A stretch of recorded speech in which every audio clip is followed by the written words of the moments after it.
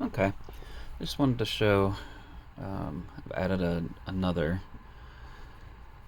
step to the process. I'm putting some gesso on before I put wherever I'm putting the high flow layer next, just because it seems to work a little bit nicer. Yeah, it's another step, and it's going to take up some time, but um, so I'm still trying to play around with the best way to do this, and I think that the extra couple minutes, maybe it wouldn't be a couple minutes on a normal miniature. On this something this size, it was a couple minutes. The extra couple minutes, I think, is worth it. So now I'm just going to go through and just slop on. I'm not even wearing um, my glasses to, make everything larger. My magnifying glasses, I'm not going to wear those with this step. I'm just going to slop it on there. Like I said, if a little bit gets where you don't want it, you could either wipe it off real quick or not care. I typically choose not to care, but sometimes I'll wipe it off. Kind of just depends how I'm feeling. You can kind of see right in here, so I'm going to try to be a little more careful. Get some paint on there.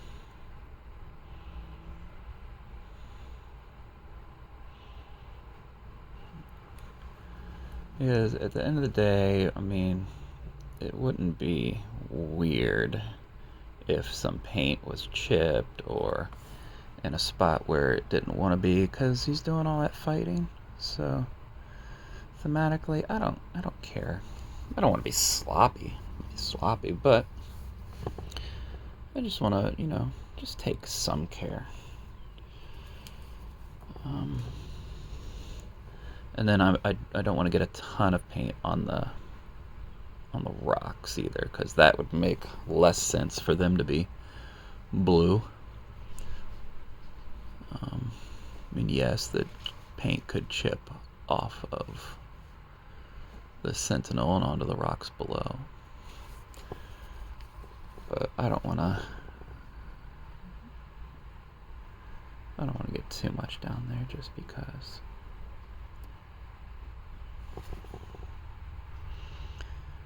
And once again, this is just a paint to play system. I'm basically doing a wash, not unlike Awaken Realms does with their sun drop. Except I do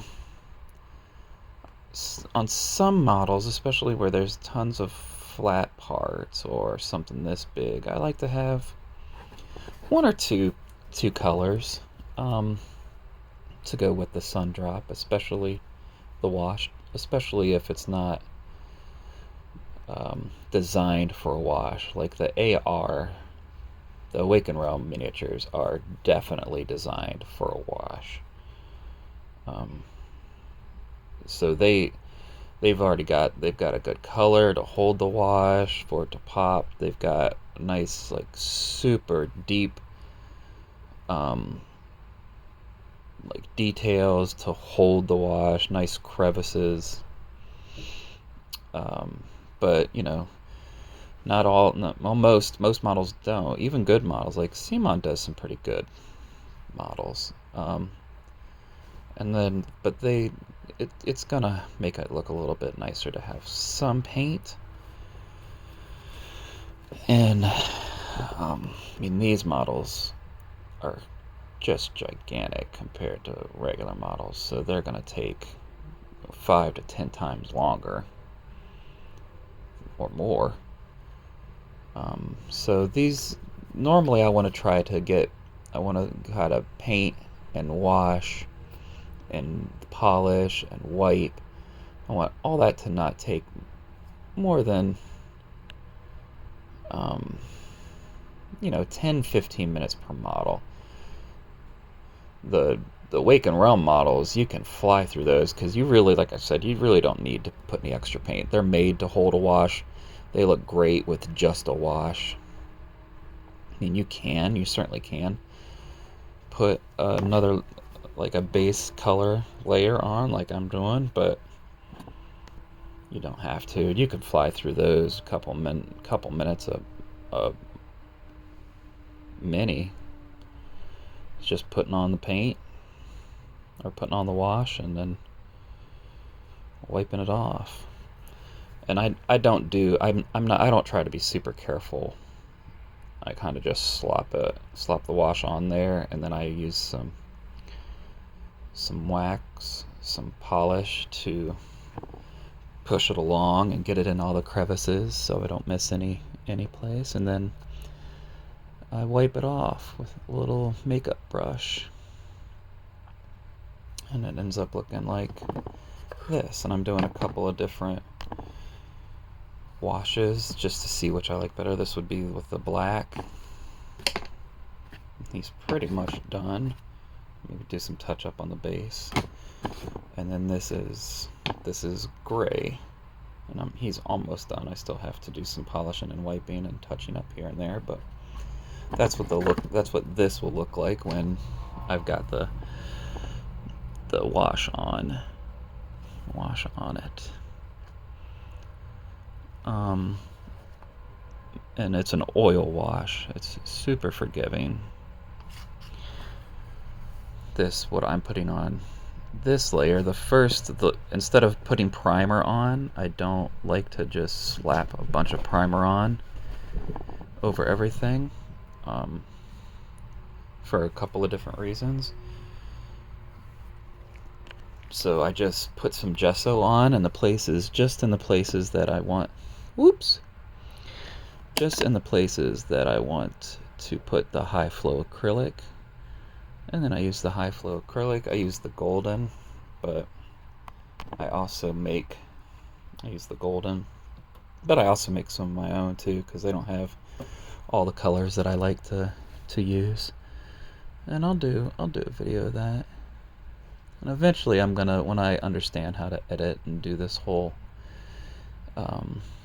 video thing, I'll make a nice step-by-step video, a little bit better produced than what I'm doing now. I'm just doing this to kind of learn and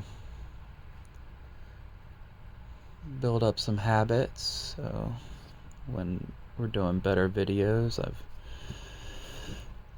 already got some experience. And with ADHD, it's just nice to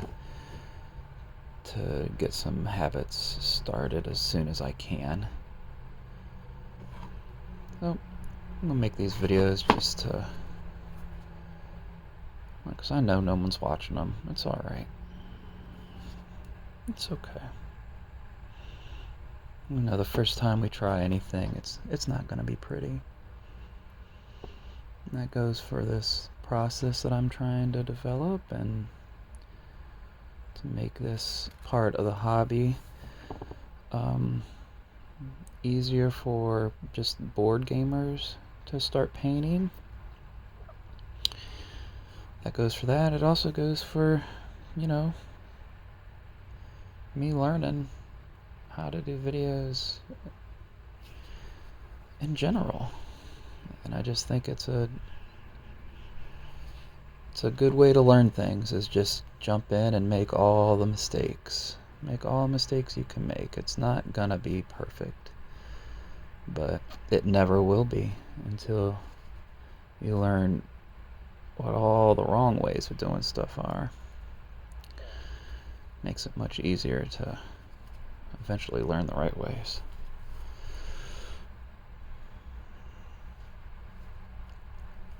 I will say this, when I was just kind of watching the videos and seeing what they look like and trying to learn, you know, what do I like, what do I don't like, by watching film, kind of like we would do in football. That's American football. You watch a lot of film. Sometimes I feel like you watch more film than you physically practice. So I was watching, I was like, this is kind of putting me to sleep. So Yeah, it's bad. That's probably not what you want for your videos, but anyone out there who wants to go to sleep, you know, turn on one of these old videos. It might put you right to sleep. Okay. I should probably look every once in a while to see if I'm actually getting any of this on camera.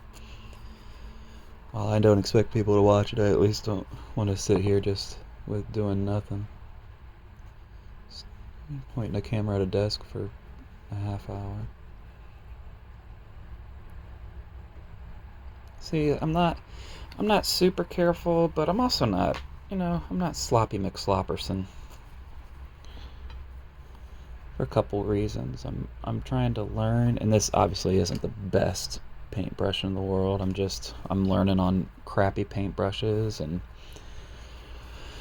I figure when I move over to some good paintbrushes, it make my life that much easier. Kind of like that old was it a mini series, the first Olympics? Any old people remember that? Remember all our dudes, like they trained on things that were way like more difficult than the actual events were. Like they were using too heavy a shot put and whatever. Was that real? Am I making that up? Was that like a real miniseries from like the 80s? I don't know. Now I'm gonna want to go see if it actually exists or if it was just like some kind of fever dream. Of course, I'll forget about it in the next 5 minutes. Just like I forgot why I started talking about it in the first place. Why the hell did I bring that up? Oh yeah, because then, when you get better paintbrush, then this probably have a steadier hand and more control, and by the time I do that, I'll actually be able to paint a little bit better. I mean, I'm never, like I've said, I'll say it a million times, I'm not out to win a golden demon. Can't start painting at almost 50 years old and think, have that be your goal unless that's all you were going to do from here on out. And that's not. I'm a board gamer and I want to do board game content. It's just that this is part of board games now. It used to be that this was paint miniatures was, only for people who would use the miniatures all the time. As a board gamer, we might only see these miniatures for a few hours a year. We play the game maybe once or twice a year. Whereas, if you're D&D, you're using that character all the time, once a week. If you're in Warhammer, you're using those armies all the time. So it makes sense. That's reasonable. It's logical to spend 20, 40, 60, 100 hours on a miniature. That's not, we'll never do that as a board gamers. We have too many damn games. There's too many damn miniatures. I mean, if you back a Kickstarter a year, you're bringing in 30, 40, 50 miniatures, and then if you're backing one a month, you got hundreds, I bet, of them painted miniatures down in your game room, if not thousands like me. And I hate putting raw unpainted minis out on my table. I'm sure some people don't care, but I'd like it to have, you pay all that money, I'd like it to have a little flavor. Because if you're not going to paint the minis, why get them at all? Just save your money and get standees or acrylics. And I love those new painted acrylics a lot of companies are going to. But at the end of the day, there's nothing more immersive than a cool little miniature, in my opinion. That's why people love them so much. But you know what's more immersive than a gray or pink piece of plastic, one that's got some, where you can actually see the details. One that's got maybe a little bit of paint on it.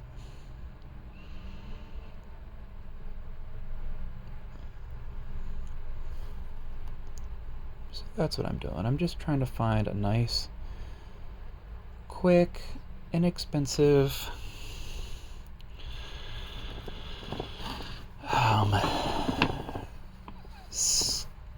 skill-independent way to get some paint on your miniatures and get them on the table looking pretty.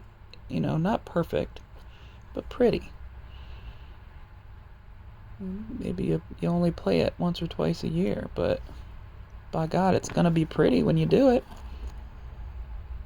Otherwise, why are you paying extra for the miniatures? Why? You're gonna say someday, I'm gonna learn to paint someday. Well, you're gonna keep saying that, and by the time you've learned to paint, now there's 2,000 miniatures sitting in cardboard boxes on your Calyx shelves, right? And you're never going to be able to catch up. So just get started. And the easiest way to get started is to just do it like I'm doing it. Don't try to be an expert right away. Just get some paint, get some high flow paints, get some washes, and then when you start to feel comfortable, then you can learn how to make your own. And you'll get a lot more bang for your buck. And then it gets addicting. And once you have a routine, and you get a little habit about yourself, you'll find that you want to paint, at least a few minutes a day. And that might be one miniature a day you get out.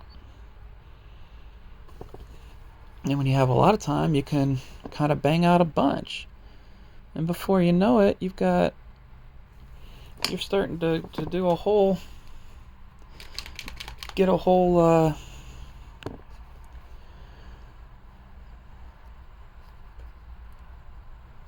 Kickstarter's worth of miniatures painted. You get this giant box of miniatures. Whoops! Yes, I don't have the best setup. I have my camera literally just balanced on some game boxes here. You'll start churning out a whole game, a whole box of miniatures in like a month. And that gets addicting, and you get it on table and everyone's like, ooh, look at that. And you're like, I know, I'm about to do my next one. And then, on top of that, maybe you've got some other cool stuff. Like maybe you've got your cards, obviously. You might want to sleeve your cards.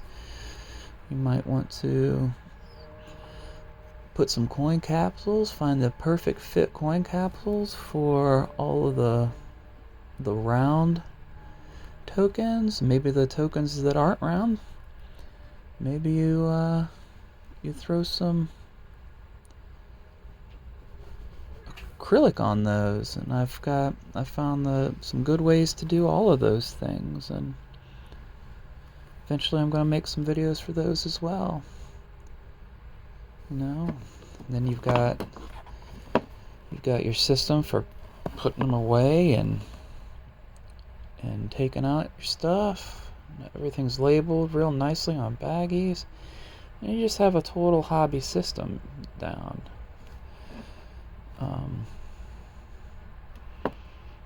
It feels good. It feels good to have it all. Have a nice little system for your games.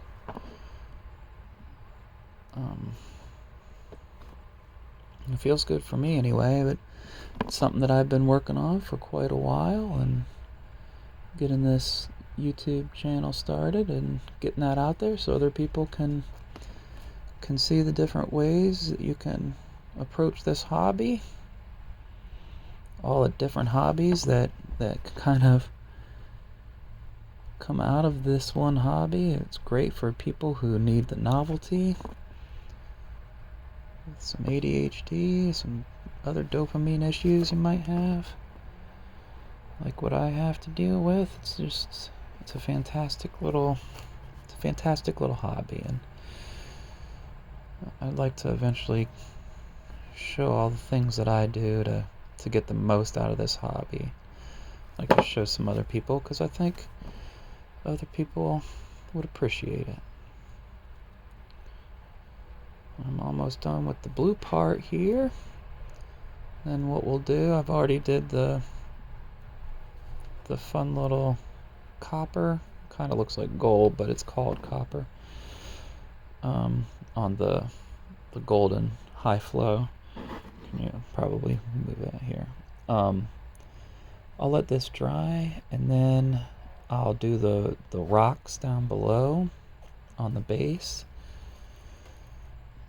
and let it dry. And then I'll do the wash, and then a brush with the polish, and then I'll do a wipe of the polish. Put a little black band around the base, and that's it. That'll be it for this. Like I said, these miniatures are absolutely huge, so on a normal miniature, one that's this size, it might take 5-10 minutes to do the whole entire paint to play process, but this thing it takes closer to an hour, maybe an hour and a half. It's just, they're so big, but they're cool. They're cool as hell. I think so, anyway. That's why I got them. But before I put them on the table, I want to see them, get the fanfare they deserve. And that means they need a little wash, but before that, they need a little paint. Some Tom Sawyer it up a little bit, just put some stank on it. Anytime you accidentally paint over something, just wait till it dries and paint back over it. It's fine. This high flow is so thin, and that's one of the reasons I do it, because my goal really is to just not get in the sculptor's way. Don't get in the artist's way. Just accentuate what they've already done. I know I've talked about it before. It's just not any different than how you approach like a coloring book. Just stay in the lines. Yes, a real artist can do some crazy stuff on a coloring book, but people like you and, well, people like me, and I'm guessing you, if you're watching this, who aren't really artists and aren't great with painting, we just try to stay in the lines. And if we do so well enough, then it looks pretty good. A coloring book, we can make it look pretty good.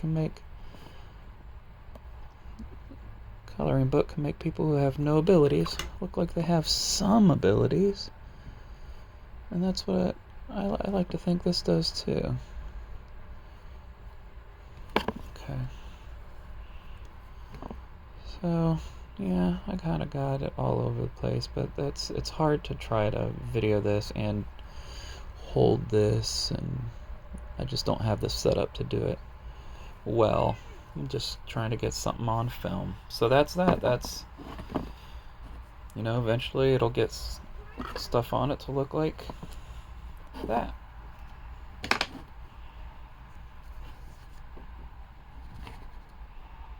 And that's what it looks like with a wash. All right. So that's the first layer of paint after the gesso base, the little prime that I use, and then next we'll finish the rocks, and then a wash, and then a little paintbrush polish to push everything in the right places, all the wash in the crevices, make sure everything's in there real good, and then a wipe with the brush, and maybe I'll put those on there too, and then show the difference between the different color washes, and have all 3 Sentinels done at the same time and take a look at them. Alright, thanks. Peace.